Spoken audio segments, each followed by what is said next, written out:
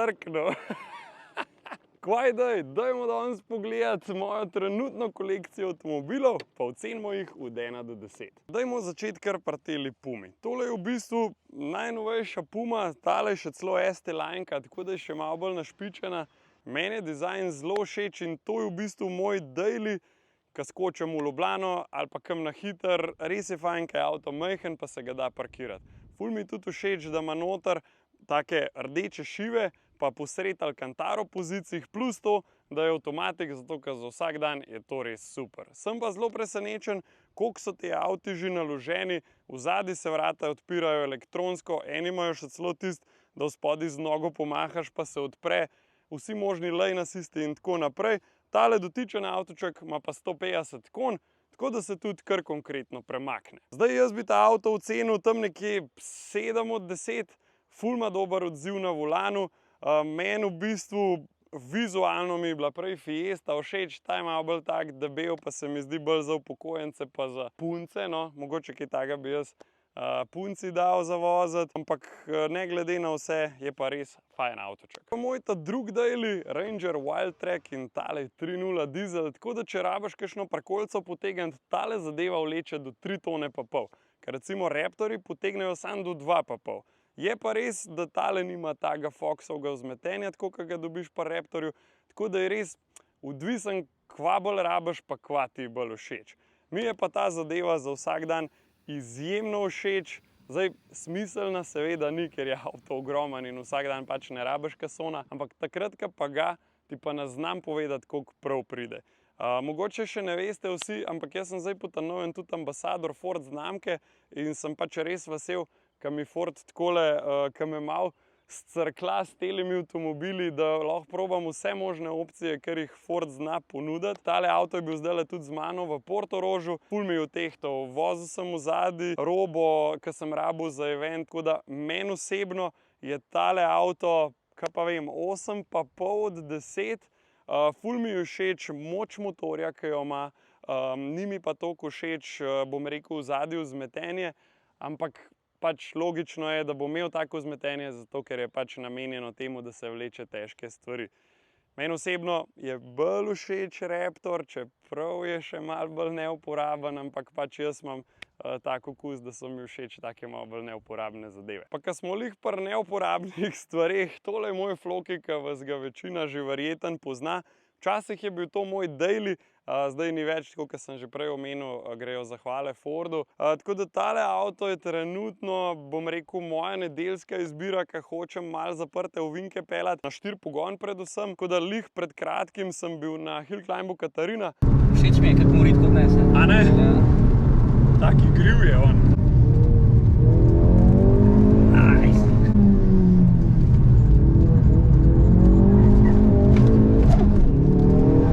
Gor sem ga peljal v drift modu in ne znam ti povedati, koliko sem jaz s tem avtom užival, čeprav ni zad pogon. Tako res neverjeten avto, če pogledamo, da je tale avto danes star kar 8 let. Kar se pa tiče predelav na tem avtu, zelo jasno, vrep, feltne, fedri, zici so noter, Recaro pole position. Vzadaj sem kompletno klop vrgel ven, pa naredil rear seat delete. Ko imam fajn zavijalen papir, unikorne pa gradove. Ponovadi tak papir kupam za frende, ki imajo rojsten dan, pa tako mašno dam poj gor, tako da poj kakšnega spijemo, da imamo take roza kapice gor, pa da ima takole unicorn darila, da je čim bolj trapast. Ja, pa lika sem v Tedeju tole nabavljal, sem najdel še GT500 Shelbyja, ko sem ga mogel za zbirko vzeti. V spodaj pod avtom imamo pa še športen 200-celičen katalizator, pa vzadaj malo večje nastavke, zato da avto tudi proper zgleda, pa da se dobro sliši. Zdaj, Flokija bi jaz ocenil 9 od 10. Meni je izjemno všeč, kar mi ni všeč, je to, da se dosti visoko sedi, pa tudi notranjost je tako dokaj ceneno narejena, ampak pač to mu moraš oprostiti, glede na to, da je proti tekmecem tudi takrat bil, bom rekel, kar par jurjev cenej in si za ta denar, po mojem mnenju, dubo največ. Kar se pa tiče pogona, pa mislim, da se danes lahko primerja z njemu samo Yaris GR. To je v bistvu en tak avto, ki Mislim, da bo kar ostal za zmeraj v moji zbirki, če res ne bo nič nujenega prišlo vmes. Zna se edino zgoditi, da bom naslednje let zamenil vrep, ker se bom tega naveličil, pa bomo spet kaj crazy poštudirali. Zdaj pa skočimo še na ta zadnjega žrebca v teli štali.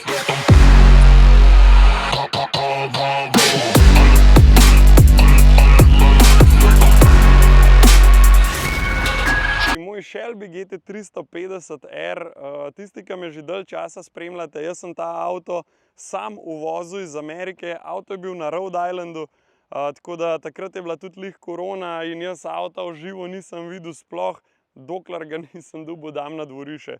Tako da dejansko sem nakazal tja denar, poslal parkolco, avto smo dali na ladjo in to je to. Mi je pa ta avto zelo ljub pri srcu, sploh zaradi zgodbe, ki jo ima. Skozi sva dala že kar nekaj, med drugim tudi motor prve generacije je šel, pa smo motor zamenjali, tako da zdaj imam noter že drugo generacijo, ki ima že tudi par komponent od GT500. Zdaj imam trenutno s novim motorjem 15.000 km in moram res potrkati, ker avto ne pije olja, res lepo laufa in sem absolutno zadovoljen, kako to šiba. Potem pa druga nezgoda je bila, ker sem tlele v sprednjo levo luč kasiral srno. Sred belega dneva pač ne moreš se tega filma zmisliti. Ampak glej, tudi to smo rešili, pri kadilcu so avto zrihtali. Zrihtali so tudi komplet original Shelby dele, vključno z nalepkami. To je bilo vse toliko absurdno drago, stari. Recimo sam nalepke od haube naprej, une gor so ostale iste. Sam, se pravi, nalepke ta del, pa ta del. Mislim, da je bilo tako okoli 3 ure pa pol, pač bizarka, stari. Ampak ta avto je pa predvsem zanimiv zato, ker jih je ful malo na cesti oziroma sploh na svetu. Gre za R varianto od Shelbyja GT350R, ne, od Shelbyja GT350 in to je v bistvu ena taka najbolj spicy varianta Mustanga bila takrat. Tudi ta avto je prejel namesto 5.0 V8 je prejel 5,2 litrski V8 z flat plane crank, pač crankom, no. In kva to pomeni? To pomeni, da se avto ful visoko vrti, zelo podoben kakor recimo Ferrari 458.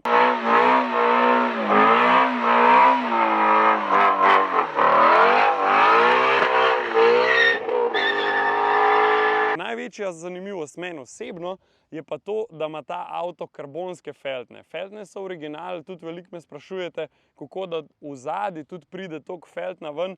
To je vse original, Ford se je pač tako zmislil, meni je všeč. Je pa to prvi avto na svetu, ki je imel serijsko že opcijo karbonskih felten, oziroma R je imel to edino opcijo. Če si vzel R-a, si avtomatsko dobil karbonske feltne. Poj pa počasi tudi sledil Ferrari, McLaren, Corvette ima zdaj tudi karbonske feltne, ampak ta je bil dejansko prvi na svetu. Teh primerkov je trenutno na svetu okrog 1500, v Sloveniji registrirana sta 2, v obstoju pa so v Sloveniji kar 3, kar je ogromen, bom rekel, za tako majhno populacijo, ker v Evropi takih avtomobilov obstaja, mislim, da ne več kot 35. Zanimivost je še ta, da pri R-u dobiš precej daljši splitter, avto je malo nižji, tako da vidiš klele na eni taki dokaj lepi travci, je placa za 2 prsta, v zadnji ni zicov noter sploh in pa sound. Ne rabim sploh komentirati. Tako da meni je tale avto 9,5 od 10, predvsem zato, ker pač ja, nikoli se ne vpeljal tako dober, kakor kakšna M3 ali pa 911 pa tako naprej, ker je še zmer Mustang. Ampak stari, ta simfonija, ta zvok, menjalnik od Tremeka, pogoni, toliko surov experience, da pač jaz ga ne zamenjam za nobeno M4 pa za nobenega Porsche. Tako da ta avto tudi ostaja v kolekciji. Majster je malo počul. Danes motorjev namo gledali, 4-kolesnik je še zmer narazen, ker enostavno nimam cajta sestaviti motorja. Upam, da to naredil v kratkem, ker ga res že kar pogrešam. Garelija ste prej videli, on pač dela, pa ne dela, kakor se pač odloči. V garaži imam pa še Husqvarno svojo Vitbilen 701, z njo se pa tudi kar vozim, ker je zdaj že prav fleten vreme. Ampak večina se vas pa verjetno sprašuje, Kje pa je tukaj hudiča, zdaj tvoj Mustang GTD, ki ga vsi že toliko pričakujemo, ampak žal te stvari ne grejo toliko hitro. Sem pa dobil pred kratkim en update, tako da kar skočimo v mojo pisarno, pa gremo malo čez konfiguracije, pa dajmo se pogovoriti o datumih, kdaj avto pride v Slovenijo. Pa dobrodošli v moji pisarni. Tale zgleda malo drugače, kot tiste, ki ste navajeni. To je zato, ker se selim in tole je v bistvu moja začasna pisarna, dokler si ne zrihtam svoje nove do konca. Zdaj pa pojdimo čez konfigurator, da boste videli malo, kako izgleda, ko konfiguriraš svojega GTD-ja. Pri tem avtu je malo drugače kot pri ostalih, tako da ne obstaja kar konfigurator online, pa da bi se lahko z njim igral skozi, ampak dejansko je 3 mesece, preden ti lahko naročiš svoj avto, ti oni dajo dostop do tega konfiguratorja in se lahko malo igraš. Ampak jaz sem pa najdel že par ljudi, ki so ga konfigurirali, pa pojdimo kar čez opcije, pol se pa še pogovorimo, kdaj moj GTD pride v Slovenijo. Evo, takole zdaj izgleda konfigurator. Tole je že avto s performance paketom, zadeva pa vse skupaj izgleda, kot da pa eno Forza igrico igral. Tale vsivi meni čist hud, pa imaš še tegale v beli barvi, pa recimo v rdeči. Ampak dajmo zdaj pogledati, kva vse dobiš s performance paketom. Performance paket vključuje lightweight half shafts, ki izgledajo takole. Naslednja in meni najljubša so pa lightweight carpets. Pač ne vem, kva je to, zgleda pač malo lažje tepihi, I don't know. Pol naprej imamo exposed carbon fiber track splitter, se pravi, to je itak že vse karbonsk, sam da ni barvan, ampak da se karbon vidi. Potem isto exposed carbon fiber zaden difuzor in pa aktiven aero zaden spoiler. To je pa meni najbolj pomembno. Tako da jaz, ko bom spekel svojega, bom obvezno in sigurno zbral tale performance pack. Pa gremo zdaj še čez barve, ki so na voljo. Tale za začetek bela meni je ful všeč, ker res dober poudar linije, ker ima avto tokenih karbonov, spoilerjev, splitterjev in tako naprej. Potem imamo Race Red, to je čist klasična rdeča barva, Lightning Blue, to je v bistvu tudi ena taka klasična Fordova barva, meni všeč. Polymetric Grey, to je v bistvu nova barva, ki je bila predstavljena za GTD-ja. In pa še Chroma Flare. Ta Chroma Flare avto sem pa tudi videl v živo lani na Spaju in moram reči, da v živo res noro zgleda. Tako je odločitev je kar težka. Če se pa ne moreš odločiti, imaš pa potem še tale Extended Color Palette, kjer pa ti lahko praktično katerkoli hex ali pa RGB barvo si izbereš. Imaš 20.000 opcij, seveda proti plačilu in mislim, da je kar cena za to posebno barvo okrog $25,000. Jaz se sicer nagibam k temu, da bi si vzel to posebno barvo, zato ker bi potem imel tudi zelo verjetno one-off avto. Pa ti zdaj stisnem tukaj sliko, to je render, ki sem ga sam naredil, taka zeleno-siva barva, meni je ful všeč ta odtenek, plus to, da bi jaz rad imel srebrne feltne, ki trenutno še niso na voljo, trenutno imaš lahko samo temno sive, pa imel bi črne bremze, mogoče bi imel gor belo črto, pa potem še ombre notranjost, ampak do notranjosti pridemo zdajle v kratkem, ampak to je recimo trenutno moj favorite spec, s katerim bi šel rad naprej. Bom pa videl, a si bom lahko to sploh prvošel ali ne. Zdaj si pa še pogledamo Carbon Series avto, takole v bistvu zgleda navaden avto, se pravi base model. Carbon Series pa pomeni kakor Weissach paket pri Porschu, se pravi, da je full avta tudi v exposed karbonu. Tako, kot sem že prej rekel, vsi ti paneli so karbonski tudi pri base modelu, ampak če zbereš pa Carbon Series, pa zadeva zgleda takole. Se pravi, spredi kar precej exposed, streha exposed, zaden del prtljažnika exposed. Mislim, da tudi dobiš špegle exposed carbon, je pa tole kar draga opcija. Zdaj, to so vse špekulacije, ampak zanj če en liknu ceno in naj bi bila razlika med base modelom pa Carbon Series modelom kar $60,000. Zdaj pa poglejmo še feltne. V bistvu feltne so same ene temno sive, tako kot sem že prej rekel. Lahko pa zbiraš med 3 barvam zavornih čeljusti. Tele modre so v bistvu osnovne in so brez doplačila. Za doplačilo imamo pa potem še črne in pa rdeče. Vitrina vzadaj, kjer vidimo vzmetenje, je v vseh avtomobilih, hvala Bogu. Potem imamo dve opcije sedežev, tale ombre, ki ima tak gradient iz sive v neko svetlo sivo. Potem pa obstaja še tale ebony, ki meni ni ne vem kvano, tako da jaz bi sigurno zbral ta ombre. Potem pa še ena huda opcija v notranjosti so tele obvolanske prestavne ročke in pa izbirnik prestav oziroma menjalnik, no, če mu tako rečemo. Takole izgledajo navadni, potem pa upgradani.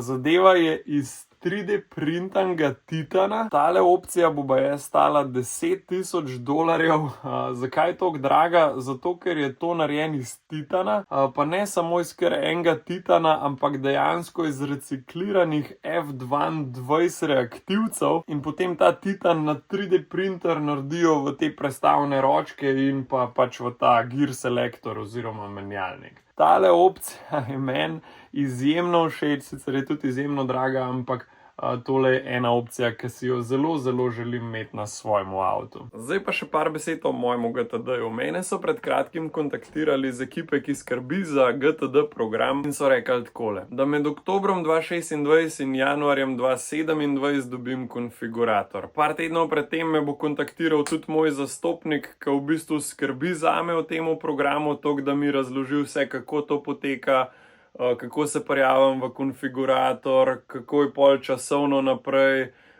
kam nakažem aro oziroma depozit. Tako da to se bo zgodilo nekje v koncu leta 2026, potem imam pa jaz 3 tedne ali pa 1 mesec, da v bistvu skonfiguriram svojega GTD-ja in da pač potrdim to konfiguracijo. Se pravi, konfiguracijo jaz potrdim tako, da jo pač zaklenem v tem konfiguratorju, potem je pa še ta malo bolj boleč del, s katerim tudi potrdiš naročilo svojega GTD-ja, je pa to, da se vnaprej že plača 50% cene tega vozila, 50% pa potem plačaš, ko avto prejmeš. Recimo, da bom jaz avto imel skonfiguriran konec januarja 2027, potem traja še približno 1,5 leta, se pravi, da avto pride iz proizvodne. Ne vem pa še, kako bo primopredaja, mislim, da ne bo tako kakor v Ameriki, ki ti ga pripeljejo na dom, ampak kakor sem slišal, bo v Nemčiji nek primopredajen center, kjer si bojo za vsakega posebej vzeli, ne vem, pol dneva, zato da ti pokažejo tvoj avto, predstavijo, pač naredijo neko proceduro in da se potem ti lahko z njim odpelješ domov oziroma ga daš na prikolico pa ga pelješ domov. Cen zaenkrat še vedno ne vemo. V Ameriki zdaj ne vem, koliko je to res, ker tudi še večina ljudi je pod non-disclosure agreementom in ne smejo komunicirati cen, ampak nekdo je liknil, da base price avto stane $320,000, če greš za Carbon Series je $380,000. Opcije so kar drage, no, tako kot smo se že malo pogovarjali v konfiguratorju, ampak cen uradnih še noben ni izdal, to so zaenkrat samo neki rumori, tako da, ko bom pa jaz imel svoj konfigurator, bom pa z vami seveda tudi delil cel ta postopek, pa tudi kakšne so cene, čeprav mislim, da bojo kar brutalne. Tako da evo, GTD-ja pričakujemo nekje poleti 2027, jaz upam, da ga nam lih dobo tako oktobra, ki ga bom pol lahko parkiral samo v garažo, ker pa bo ta zima res težka, da bomo čakali tisti marec, da sem lahko spet peljal z njemu. To je to za ta vlog, malo update garaže, mi se pa vidimo, ko se zagrijemo. Ajde, čau!